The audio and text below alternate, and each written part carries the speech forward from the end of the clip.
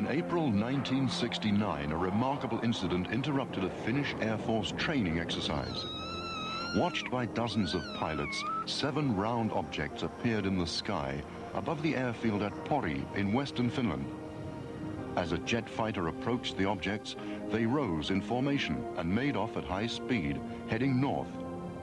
They flew into a headwind measured at 180 kilometers per hour.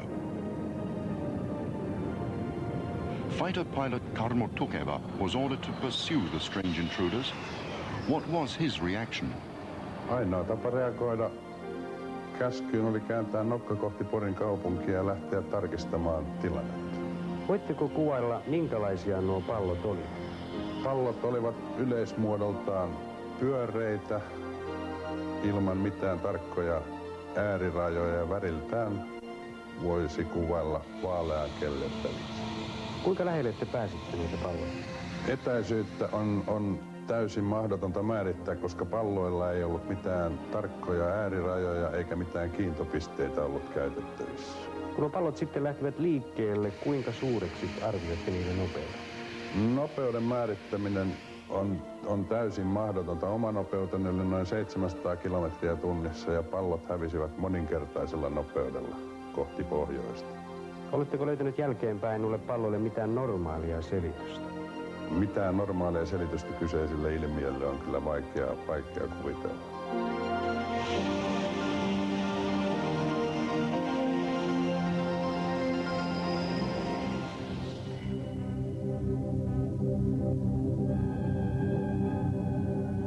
UFOs, unidentified flying objects, have shattered our view of the world.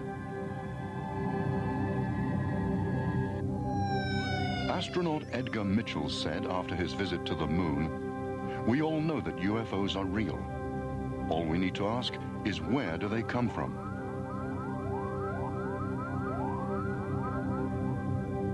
Soviet cosmonaut Grechko has said, "If I were free to tell what we've experienced in space, the world would be astounded."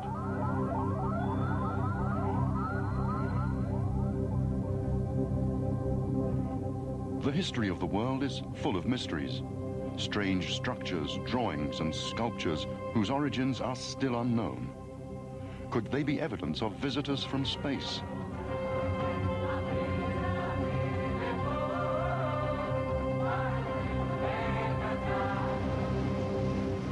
So far, there have been more than 100,000 reported sightings of UFOs all over the world, from Brazil to Lapland in the far north of Scandinavia.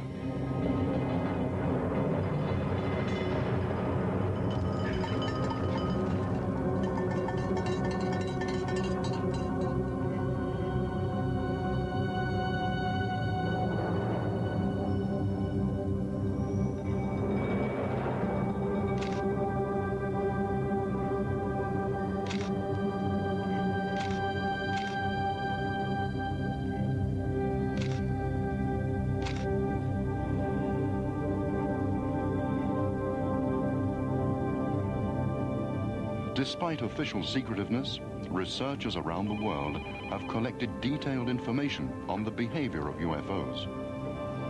Although many supposed UFO sightings can be explained in normal terms, the remaining genuine UFOs have displayed common characteristics that warrant scientific investigation.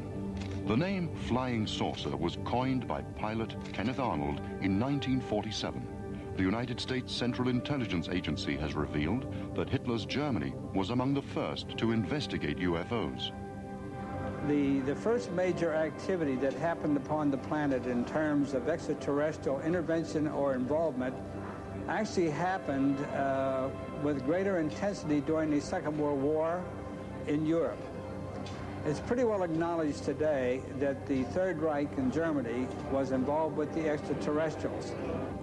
My contention is that indeed, because of the prosecution of the war, everything associated with aerial phenomena and so forth had to be classified for the sake of the war and the Allied powers, because we didn't want the enemy at that time, being the Third Reich, to know that, of course, we were suspect that they had possible alliance with, say, extraterrestrial intervention. In the early stages of all of this, during the, say, Truman administration, we were actually, and also the Eisenhower administration, we were actually approached by good ETs, and they warned us that we should not become involved with the ETs who would follow them later on. UFO sightings have multiplied during times of international crisis. There was a significant increase in UFO observations during the Second World War. The war laid the foundation for the human conquest of space and for the destruction of life on Earth. Virgil Armstrong asserts that UFOs have provided much technical information. I myself had started this really in 1980 in Oakland Auditorium in Oakland, California, when I stepped forward and I lectured to about 800 people, and my subject was government conspiracy and UFOs. I saw top secret documents saying that an unidentified flying object had landed at White Sands, New Mexico. And then, of course, I followed that by wire. I was not actually physically involved in the capture itself. It was no capture anyway. It soft landed in the middle of White Sands, New Mexico. And then we kept another observation. Later on, of course, we managed to get inside of it. We found 5 bodies. From the end of the 1940s, the United States and the Soviet Union intensified their research into UFOs. Much of the research was prompted by observations by the military and by commercial pilots. Officials have attempted to conceal their UFO investigations and to play down the significance of the UFO problem. In the late 1970s, the Freedom of Information Act in the United States permitted the release of official documents more than 30 years old. Following court proceedings initiated by UFO researchers, more than 2,000 official reports on UFOs were made public. Hundreds of other reports remained secret after court rulings that their release would have constituted a threat to national security. United States Marine Major Donald Keyhoe, who served as chairman of the UFO research organization NICAP, was the first to allege in the 1950s that the authorities were concealing UFO reports. Keyhoe had in his possession extensive material on UFO sightings by aircraft pilots. Professor of Astronomy J. Allen Hynek was for more than 20 years a specialist on UFOs with the United States Air Force.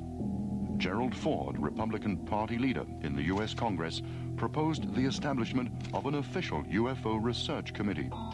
Edward U. Condon, a doctor of physics, became its first chairman. Hynek, a member of the committee, noted that officials were unwilling to tell the truth about UFOs. He broke off cooperation with the Air Force and set up a private UFO research organization. To this day, the superpowers are still faced with an unsolved mystery. Recently, it was disclosed that when President Reagan and Mr. Gorbachev met in 1985, the UFO problem formed part of their discussions. The Freedom of Information Act has revealed a mass of new evidence that an unknown spacecraft landed at Roswell, New Mexico in 1947.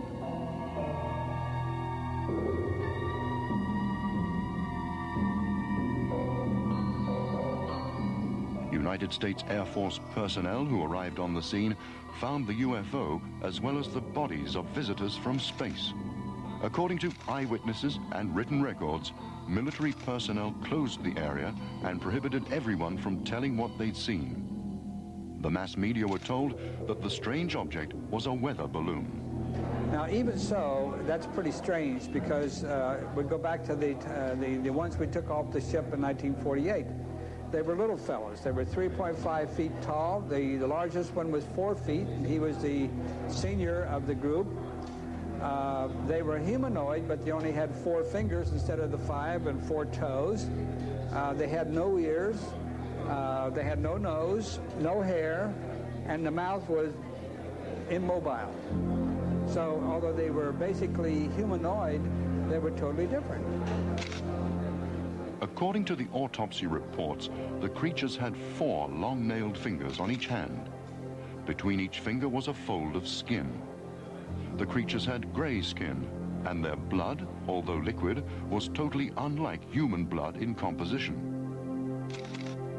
The released documents report that a top-secret task force, Majestic 12, was set up to investigate the case. The group received its orders direct from President Truman. The case has been examined in great detail by Canadian nuclear physicist Stanton Friedman. I believe the United States government has the bodies of aliens in its possession, whether it's the Army, the Air Force, the Navy, the National Security Agency, the CIA. I have no idea. But I'm certain that with the crash of a flying saucer in Roswell, New Mexico in 1947, July, that they recovered not only the vehicle, but the bodies as well. There are other stories about other crashes, but that one's been thoroughly investigated. We've talked to more than 100 persons connected with that. So yes, the government certainly has alien bodies. On the 5th of May, 1989, South African Air Force fighters took off to intercept a strange object that had penetrated South African airspace. One of the pilots fired at the intruder using a new laser-guided weapon, forcing it to land across the border in Botswana. On board the UFO were humanoids who looked amazingly like those found at Roswell. They were short and had only 3 fingers with long nails on each hand. Between the fingers was a fold of skin. Their eyes were wide and slanted, and their skin was a bluish gray. The incident was investigated by Anthony Todd, who served for 25 years as a police officer. The UFO came down and crashed in the Kalahari Desert. And when the authorities retrieved the UFO, which was intact, 2 live alien beings were found inside it. The craft and creatures were eventually transported to Wright-Patterson Air Force Base in America. This information came to us from South African intelligence sources. I've seen them several times. I've been within 100 meters of one of these craft. A huge saucer-shaped object with a dome on top with portholes around the outside, colored lights rotating around the bottom, and the whole object glowing. I've signaled on one occasion to one, and it actually turned around and came back to me. I've seen them several times since, always with witnesses. The first case when I was a police officer in 1978. Since making his disclosures, Todd has been the target of threats and other forms of pressure. The belief that UFOs are merely tricks of light, which cannot be scientifically studied, is wrong. Researchers have thousands of reports of UFOs that have left behind physical marks. In January 1981, a UFO landed in the garden of a farmhouse in France. Investigations by the National UFO Research Organization, GIPAN, and the agricultural laboratory INRA revealed that something strange had happened to the vegetation growing where the UFO landed. Its biological structure had changed, as if it had suddenly aged. The investigators maintain that only extremely powerful nuclear radiation could have caused such a phenomenon. Professor Hynek's research center has more than 3,000 reports of physical marks left by UFOs.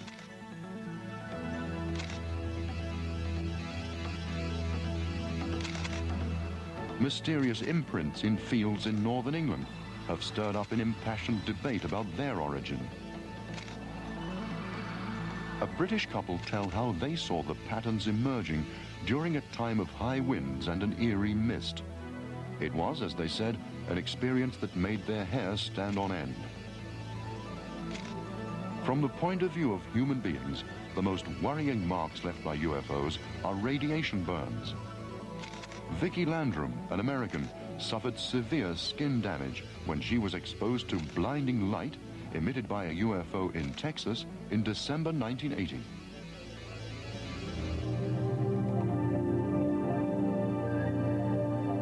UFOs are a worldwide problem that's been discussed at the United Nations. On the initiative of Grenada, special sessions were organized in 1978 and 79 and were attended by the world's leading UFO researchers.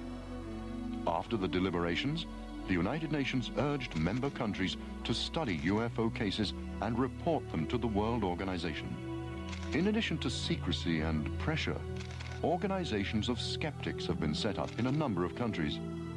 they systematically deny the existence of all UFOs. A true skeptic would be very useful in the field of UFOs or ufology. Unfortunately, what we're really dealing with in most instances are not skeptics. I'm a skeptic. I check things out. What we're dealing with are debunkers, and they seem to have very little to offer because they're the true believers. They know there's nothing to the subject, so they don't give it any attention. They just make proclamations and charges. So skepticism is fine. Debunking isn't very useful. James Randi isn't really a UFO skeptic. He's a debunker. He knows practically nothing about UFOs. In his book, Flim Flam, he discusses Marjorie Fish's star map work connected with the Betty and Barney Hill case and gets just about everything wrong. Now, a different kind of skeptic is Carl Sagan. Carl and I were classmates at the University of Chicago. I have no idea why Carl has continued to make foolish charges about flying saucers. His most recent one was that every UFO sighting, when carefully investigated, turns out to be either a fraud or a mistake. The statement itself is a fraud because every large-scale scientific study provides loads of sightings that are neither, that are obviously evidence of intelligently controlled extraterrestrial spacecraft. UFO witnesses have not only been uneducated country folk. Their number includes some very prestigious people. Former U.S. President Jimmy Carter, in the company of some 20 other people, saw a UFO on January the 6th, 1969. He was then governor of Georgia. On the 17th of November, 1986, a Japanese airliner followed 3 UFOs for half an hour. The pilot, Flight Captain Kenju Terauchi, one of Japan Airlines' most experienced flyers, described the biggest of the UFOs as being 5 times the size of a jumbo jet. They changed speed astonishingly quickly, and Captain Terauchi stated that the UFOs must have come from outer space. There are thousands of photographs of UFOs. A controversial pioneer of UFO research, George Adamski, photographed UFOs in the 1950s with the aid of a telescope. Adamski claimed also to have seen humanoids and flown into outer space with them. Skeptics have offered dozens of explanations for this flying saucer picture of Adamski's, suggesting it could be the top of a vacuum cleaner or an ashtray. A photograph alone can never be final proof, because trick photography allows hundreds of possibilities. The final years of Adamski's life were tragic. He was branded as a trickster. These pictures were taken by an American couple, the Trents, on May the 11th, 1950. Researchers regard them as some of the most reliable UFO photographs. The target of a furor, at least the equal of the Adamski controversy, was Edward Meyer of Switzerland as a result of his photographs and claims of having had contacts with humanoids. Even before his claims were investigated, he was labeled the UFO hoaxer of the century. Meyer claimed to have been in contact with humanoids who were replaced at intervals of 11 years, the same rhythm as the changes in sunspot activity. Creatures from the Pleiades galaxy told Meyer that they were cautious about approaching humans because they didn't want to give rise to a new religion. Meyer's pictures show 5 different types of UFO. The investigation into the Meyer case was led by Lieutenant Colonel Wendell Stevens of the United States Air Force, who had studied UFOs since the 1940s. He has a file of 3,000 UFO photographs. Well, the question is, why do I believe the Swiss case of Edward Meyer is a real UFO contact case? And why do I accept those remarkable pictures as real pictures of UFO? I must say that in the course of the investigation, we found not one photographer, but we found 5 photographers, 5 different photographers, all involved in this one case. They all took pictures of the spacecraft, the Pleiadian spacecraft. And on one case, 4 photographers simultaneously from 4 different vantage points took pictures of the same craft at the same time. And those were taken on 4 different cameras, 4 different rolls of film.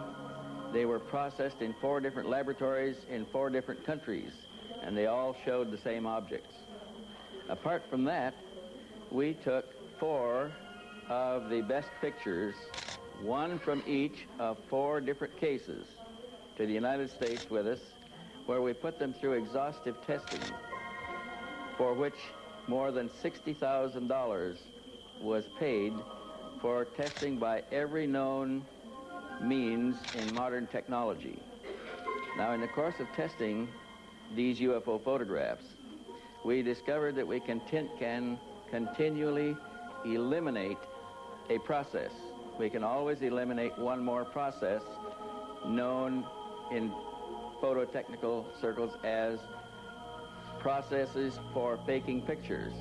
And we successfully eliminated all known processes of technically producing pictures and end up with something unknown. We do not know how these pictures were made unless they were made in real time, real spacecraft, as alleged by Mr. Meyer. Tried to learn from the UFO's flying characteristics, which is one reason for the secrecy that surrounds them. Recently, the latest test version of a flying saucer was shown in the United States. In Scandinavia, in the late 1980s, the biggest wave of UFOs occurred in the mountainous area of Hessdalen, south of Trondheim in Norway. The most intensive UFO hunt in history was started, involving Scandinavian UFO research groups, Norwegian universities, and the Norwegian Army. The Hessdalen project produced a host of UFO pictures and scientific data on the behavior of UFOs. In spite of the wide array of scientific equipment used, no logical explanation for the phenomena could be given. Study of the UFO's behavior did suggest that they were guided by an intelligence. UFO investigators from Finland, the United States, and France also took part. Among them were Professor Hynek and a French researcher, Jean-Michel. For my position, it is absolutely beings from outer space who were trying to contact the people there. But unfortunately, there were not enough people ready to welcome there, to talk with them, and also there were been too much people from outside coming to the spot. Therefore, the activity is now decreasing, and UFOs are moving southwards on other places in central Norway and in the mountains. A wave of UFO sightings similar to the Hessdalen episode took place in the Kuusamo district of northeast Finland in the early 1970s. Most of the strange light phenomena and sightings of objects were concentrated on the slopes of Finland's most southerly fell called Isosyöte. Strange balls of light have been seen in the same area more recently. It's been noticed in many parts of the world that UFO sightings are particularly common in mountainous regions. The reason may be magnetic fields, which the UFOs possibly make use of for their avionics systems. The Finnish wave of UFO sightings in the 1970s inspired an extensive research project which was not supported by official or academic circles. Pudasjärven UFO-aallon aikana tutkimme ilmiötä välineellisesti ja käytimme siihen kaikkia valokuvausteknillistä materiaalia, mitä oli saatavissa, erityisesti infrapuna-alueella. Kykenimme tallentamaan ilmiöitä, jotka eivät vielä tänäänkään ole selvitetty. UFO sightings occur continually around Finland and Scandinavia. On August the 30th, 1986, the couple Maila and Kalle Koivunen were driving to their summer cottage for the weekend. When they'd parked the car and were walking towards the edge of the lake, a series of events began which turned the Koivunen's view of the world upside down. Tulimme rantaan ja astuimme veneeseen, kun vaimoni huomasi taivaalla valon ja sanoi, että sieltä tulee lentokone. Vilkasin sen taivaalle ja samassa näin lähestyvän siellä valopallo, joka silmissä suureni, ja pysähtyi noin 30 metrin korkeuteen veneemme yläpuolelle ja oli läpimitaltaan noin 4 metriä. Minä kysyin Karlelta, onko se helikopteri? Sanoin, että ei se missään tapauksessa voi mikään helikopteri olla, sillä se tuli siihen täysin äänettömästi meidän yläpuolellemme. Tämän sanottua niin pyysin Mailaa antamaan kameran minulle ottaakseni kuvan siitä. En antanut kameraa, koska minusta oli mahdollisimman pian päästävä saareen, koska minua pelotti tämä valoilmiö. Nykäisin perämoottorin käyntiin ja lähdin ajamaan täyttä vauhtia kohti saartamme, mutta valopallo lähti seuraamaan meitä pitäen etäisyyden täydellisesti samana koko ajan ja pysyin tiiviisti kannassamme. Lähellä rantaa tästä valopallosta suunnattiin 3 sädettä Kallea kohti. Ja silloin mua pelotti todella, koska mä luulin, että ne hullut tulee nyt meitä kohti. Ihmeellistä asiassa oli, että kameran laskuri osoitti filmin loppuneen, vaikka olin varmasti vasta ladannut sen uudella rullalla. Ja tämä näytelmä kesti kaikkiaan 40 minuuttia, jonka ajan UFO oli seurassamme. The extraterrestrials observed with UFOs are said to come from many different universes and even from different dimensions. Thus, they appear to us in dozens of different shapes. Perhaps the most common physical type has a large head, big eyes, and is shorter than a human. Some of them seem to have an incredible ability to change their appearance as well as their form of speech. A lot of people who have seen them do not like talking about them, and for UFO researchers too, they are a sensitive subject. The question is, what do they look like? You know, they're like people on this planet. There's many kinds out there. Some are 12 foot tall, some are 7 foot tall, some are 3 foot tall. I mean, there's all sizes and forms and shapes. I think the best thing to say is that the appearance they give to us is what they think we want to look at. We're really not seeing them in their true form. If they were to take off the funny face or something like that, we might be scared to death of them. So, in my opinion, what they try to do is to present themselves to us in a form that's acceptable and not frightening. Now, there's also some, like the tall ones, have sort of a square head, you know. And then, of course, you've got some who look just like you and I. In fact, there's a group called the Nordics. I know of 18, and I'll bet there's at least 7 more, so I say conservatively 25 extraterrestrial races. It's suspected that they may have as high as 26 secret bases throughout the southwest United States. UFOs first made contact with Osmo Liene in 1954 when he was out walking near his home in southwest Finland. Se UFO, johon joudumme tutustumaan lähikontaktissa, oli pyöreähkö, ehkä 5-7 metrin läpimittainen pallomainen alumiinin värinen laite, joka räimäsi ylitsemme keskellä peltoa, ja veljeni kanssa jouduimme syöksymään ojaan, koska yhteen törmäyksen vaara näytti aivan varmalta. Olennot ilmestyivät meille kotiin keskellä yötä. Vierailuaika sinällään oli aika omituinen. Kello oli juuri 12. Lyönyt ja väki tietysti jo vuoteissaan. Ja minä olin ainoa, joka olin hereillä. Oven auettua luulin, että jokin itämainen porukka, lähinnä niin kuin nuoria poikia, olisi tullut väärään osoitteeseen.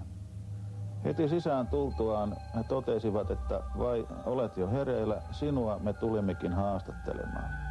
Heillä oli laitteita myöskin mukana, lähinnä nykyisen pienen matkatelkkarin näköinen väline, jolla he sitten kyselyjen edistyessä näyttivät erinäisiä kuvia. Ja aina jonkun asian tullessa esille siitä näytettiin kuvia tällä pienellä laitteella. Ja loppujen lopuksi kelattiin minun elämääni eteenpäin myöskin. Ja näin lyhyesti sanottuna ne tapahtumat, jotka minulle silloin kerrottiin, ovat tähän mennessä pitäneet hyvin paikkansa. Joskin tämän saadun tiedon viimeinen kuva on minun kannaltani vähän huonompi, koska siinä oli näytetty tapaturma, jonka uhriksi tulen jossain vaiheessa elämääni joutumaan. Minulle kerrottiin, että se tähdistä, mistä he ovat kotoisin, näkyy maahan rykelmänä, sikelmänä.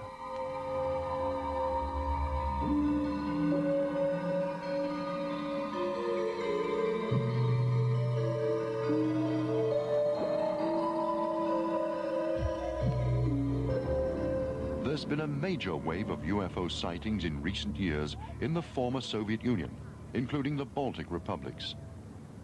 Thanks to the new openness in those countries, UFO research has become very active and international.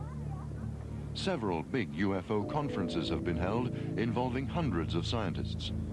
In 1989, news of the landing of a reddish, ball-shaped UFO in a park in the town of Voronezh spread around the world. Out of the craft came creatures 3 meters tall.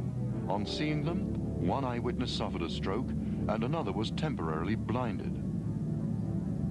At about the same time, there were several more sightings of UFOs and humanoids in Voronezh. The eyewitnesses included many children.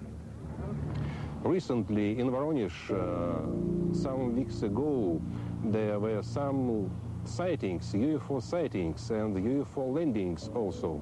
And I'd like to stress especially that not only schoolboys, not only children were observing these strange landing and sightings and humanoid, human-like beings emerging from the landed spacecraft. There was a great number of reliable witnesses among adults also. It seems to me that now there is some kind of wave of UFO sightings over the Soviet Union, and to my estimation this number is increasing. Abductions of people by UFOs has been a talking point in the United States for years. Among the first well-researched cases of abduction was that of fishermen Charles Hickson and Calvin Parker in October 1973. As darkness fell, an object 30 meters long landed close to the two men. Remarkable creatures emerged from the UFO. They were about 1.5 meters in height, hairless, with pincer-like hands. The men were scared out of their wits. Hickson started to beat the water with his fishing rod. Parker fainted in his arms. They were anesthetized and carried into the craft. When they reported the incident to the police, they were still close to hysterical. A conversation between the two men, secretly recorded at the police station, indicated that they really believed they had experienced a UFO kidnapping. An abduction at Cergy-Pontoise near Paris in France in 1979 aroused widespread attention in France. In the early hours of the morning, 3 young men saw balls of light, and one of them, Franck Fontaine, mysteriously disappeared. Fontaine reappeared a week later. The police investigated the incident thoroughly, but could find no logical explanation for what had happened. Hypnosis revealed that the men had been in contact with a humanoid named Haurio, who warned them of a threat of world destruction. American Bud Hopkins has recently investigated hundreds of abduction cases. Because of the loss of memory often associated with such cases, Hopkins uses hypnosis on the people involved. In terms of finding new abduction cases, I'm running into them daily. People reporting new cases. Sometimes these are new only in the sense that they haven't recalled them before, but I'm also, so in other words, they may be an old case I'm just hearing about for the first time, but I'm also running into very recent abduction incidents. I have one that I've been working on that occurred in late August, another one that occurred in June, and so forth. It's an ongoing phenomenon. There's no reason to say for sure that abductions are concentrated in the United States. It is a worldwide phenomenon. One young woman I've been working with had a recent abduction, actually in August, in the United States, but in prior trips she was abducted in South America and Argentina. She's been abducted in Spain, and she's been abducted in various parts of the United States.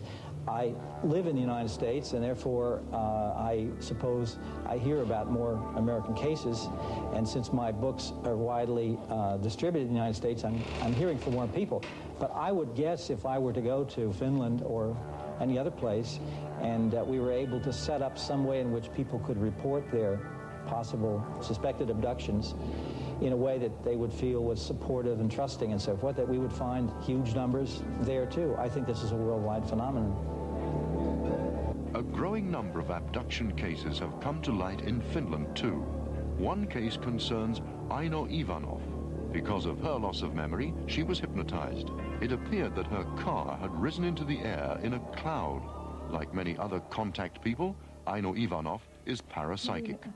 Tulossa Siivikon ja Puhoksen kouluilta autolla puolen yön jälkeen olin näillä kouluilla tuntiopettajana.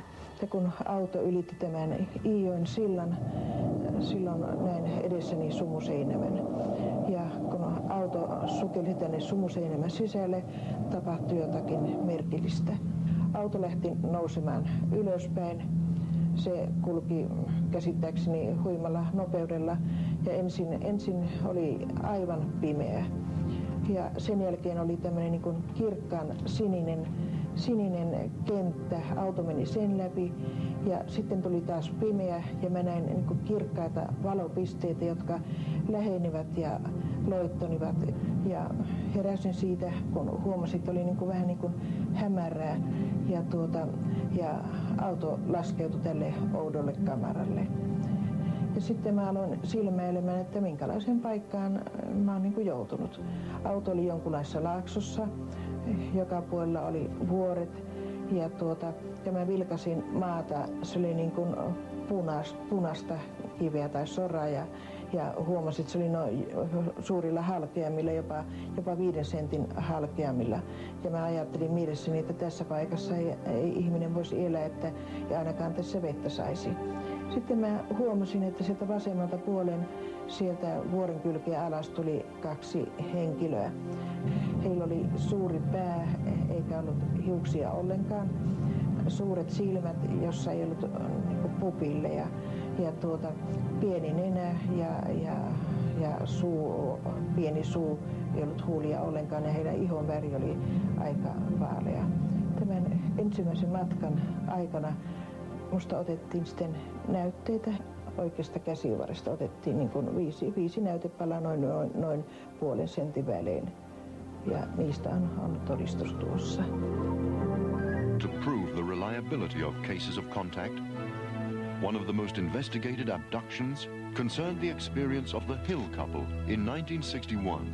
On September the 19th, 1961, late in the evening, Betty and Barney Hill were traveling by car on the east coast of the United States when they saw a bright object in the sky. After that, the Hills lost consciousness. When they came to, the UFO was gone, and they had traveled nearly 50 kilometers south without being aware of it. Under separate hypnosis, the Hills both told how they'd been anesthetized and transferred to the UFO. Large-headed, large-eyed creatures had carried out medical tests on the couple, including taking a sperm sample from Barney Hill. One of the creatures had shown them a picture that gave the position of their home planet in relation to our universe. Phyllis Van Schlemmer is a contact whose space adventures are of the same type as Aino Ivanov's. I've had meetings with beings from other planets on UFOs twice. Both of them were completely different than the other. My first meeting was a UFO came down, it landed, I saw it, the door opened. For a moment I was very frightened and I said, no, this is an experience, I must go with it. So I boarded the craft, and as I entered I felt the presence of someone in back of me that I didn't see, and I entered into the inside of the craft, and there were 2 beings in the craft. They were well over 6 feet, formed exactly like a human, quite good looking, very, appeared to be males. They had a metallic type of costumes on and did not seem to have any openings or fastenings of any kind. Very large crystal blue eyes, if you can call eyes crystal blue. And several years before, in my office one day appeared a space being, and it was similar to this being that these three beings, or the two beings that I had seen that was on the ship. The trip was to the moon. They put this type of helmet on. It was like a plastic helmet or plexiglass, and it had a rim all around it. It was clear. It was a double plexiglass or plastic. It had little holes around, and when they put this helmet on me, it created an atmosphere around me that I could breathe, because I had told them, look, we're on the moon. I want to go out. You can't bring me here and then not take me out on the moon. So they put this device on me, and as I walked, it seemed that the surface kept it above ground, so it functioned in this manner. I don't know how it worked. But they opened the door, and one took one hand, and one took the other hand, and they took me outside, and I was so happy because they were holding me. I was floating, and they were holding me down. They did not have problems walking on the moon. They did not float. They may have had something to hold them down. I don't know, because their boots were the same as their clothes. But I walked around for a while, and I wanted to walk, and they held me down so I could walk in the dust like this and kick it up and so forth. And we walked around a while, and then they gave me the message, we have to go back. And they took me back in, took me off the took the device off me. I sat down and came back, and it was when I got off the ship and then went back into the house, it was 6:20 in the morning, and I had left at approximately 2 o'clock. I asked them how were they able to do this, because I think our astronauts took a couple of days to get there. And they said that we just did not understand, that we were not technically advanced enough to understand how to go this fast. In evaluating cases of contact, it has to be remembered that the experiences are often described either under hypnosis or as parapsychological phenomena. The Finnish doctor of medicine and parapsychologist Rauni-Leena Luukanen has experienced a UFO contact under hypnosis. Aiheutettiin niin sanottu ruumiista poistumisilmiö, jonka seurauksena hämmästyttävästi jouduin UFOn sisälle. Luonnollisesti ihmiset sanovat, että tämä on mielikuvitusta. Minulle se oli täyttä todellisuutta, ja minusta se oli erittäin mielenkiintoista olla UFOssa tutkittavana aivan kuin lääkärin vastaanotolla ja tavata olentoja, jonkalaisia en ole aikaisemmin nähnyt. Minä pystyin havaitsemaan 3-4 olentoa, jotka olivat pieniä, noin 80-senttisiä, enkä pystynyt edes sanomaan, olivatko he miehiä tai naisia. Voitteko kuvailla, miten tuo teidän väittämänne ruumiista irtaantuminen sitten tapahtui? Toisin sanoen, miten te kohtasitte nämä UFOt? Se on parapsykologinen ilmiö, jota on varsinkin USAssa tutkittu hyvin paljon. 8 miljoonaa ihmistä on kokenut ruumista poistumisilmiön siellä. Se on ilmiö, jota meidän psykiatriamme hyvin huonosti tänä päivänä tuntee. Mutta siinä ihminen tuntee, että hänen tajuntansa kohoaa hänen fyysisen ruumiinsa yläpuolelle, ja se tajuntana lähtee mihin tahansa. Minun tajuntani näytti lähtevän UFOon. No millä tavalla juuri parapsykologia ja UFOt sitten liittyvät toisiinsa? Parapsykologia on tiede, joka tutkii niin sanottuja yliluonnollisia ilmiöitä, ja monien ihmisten mielestä UFOt ovat yliluonnollisia. Parapsykologia tutkii muun muassa automaattikirjoitusta, se voi tutkia ruumista poistumisilmiöitä, ja nämä ynnä telepatia ovat muun muassa tapoja, joilla UFOihin voidaan olla kontaktissa. South America, especially Brazil, has for long been among the world's most active UFO areas. The abduction of Brazilian lawyer Antonio Villas-Boas is one of the most astonishing UFO stories.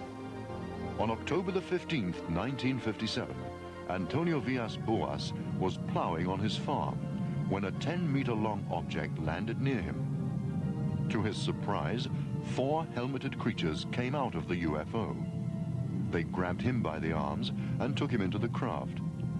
He was subjected to medical experiments, which climaxed when into the room stepped an almost human female creature. The creature undressed, and Antonio found her extremely beautiful. the woman invited Antonio to have sexual intercourse, the purpose of which was to cross a human with an alien being. Later, the extraterrestrials returned to show him a small being, Antonio's offspring.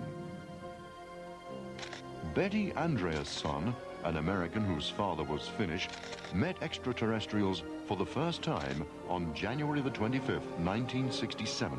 The beings came to her home and anesthetized her family. They took Betty to a UFO, which traveled to a completely strange place about which Betty remembers only fragments. UFO investigators returned Betty under hypnosis to the time of her UFO experience, and she was able to recount her journey in detail.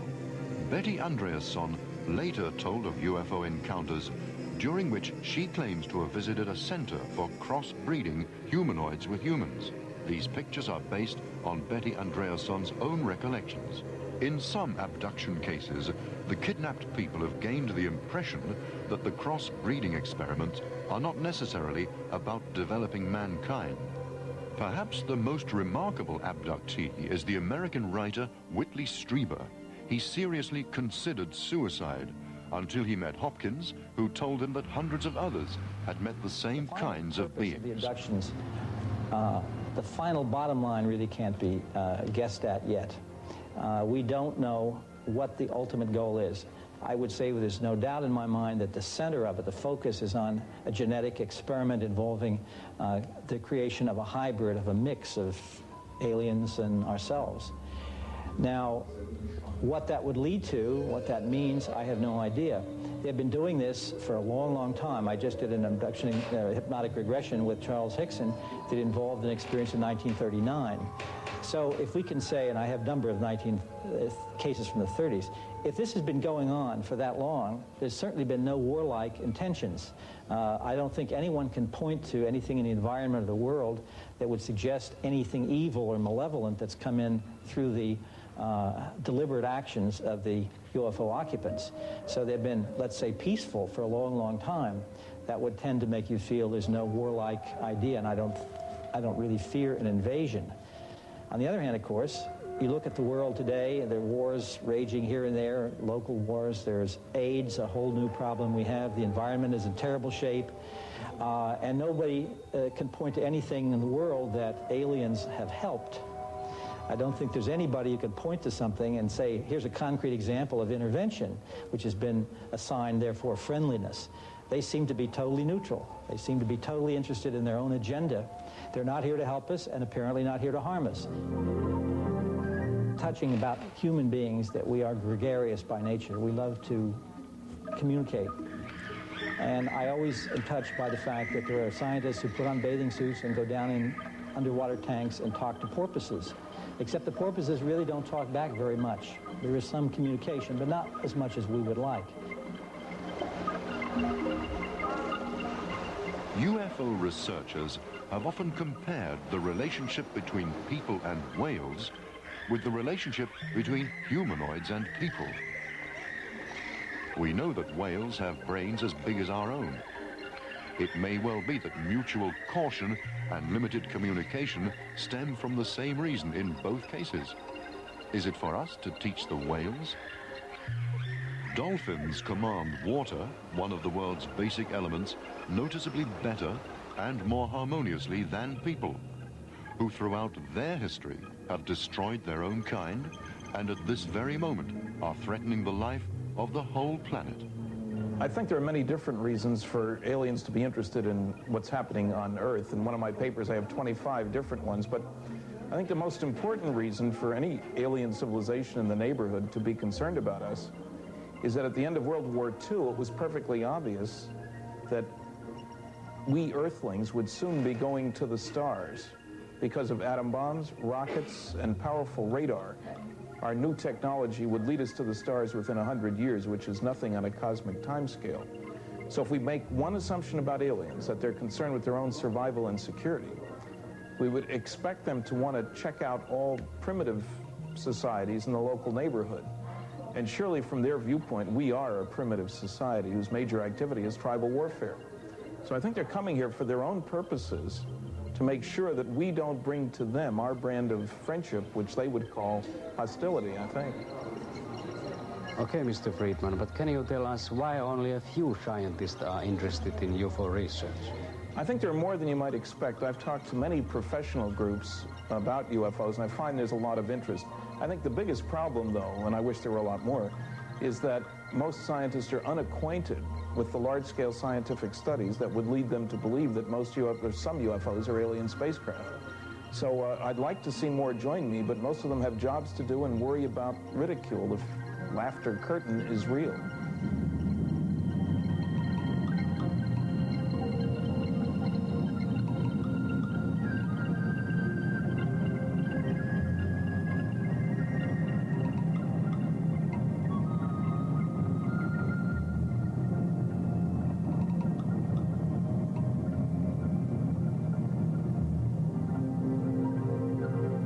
Channel